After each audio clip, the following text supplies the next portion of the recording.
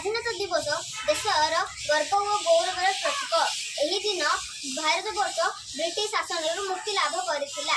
स्वाधीनता पाई आम देशवासी और स्वाधीनता संग्रामी माने बहुत कष्ट सही देश को स्वाधीन करथिले।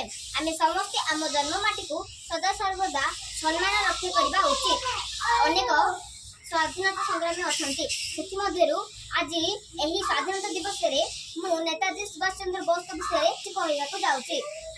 नेताजी नेताजी बोली सभ्य जानती तांकू देशप्रेम बनी जारी भय नहीं अंधार को कटक माटी जन्म तांकर देह त्याग जना नहीं समस्त जानती जयंती करती कर्तव्य कहाड़ी नहीं त्याग और संग्राम करी जीवन में इतिहास सृष्टि कले छात्र युवकों भविष्य प्रेरणा उत्सव कले आजाद हिंद फौज गढ़ले संख्या कले शत्रुपक्ष रकत बदल स्वाधीनता देले रखिले देशर टेक देश विदेशी समस्त जानिले गला छाड़ी परदिन अमर होइले नेताजी आमर त्याग तांकर महान। धन्यवाद। भारत माता की जय।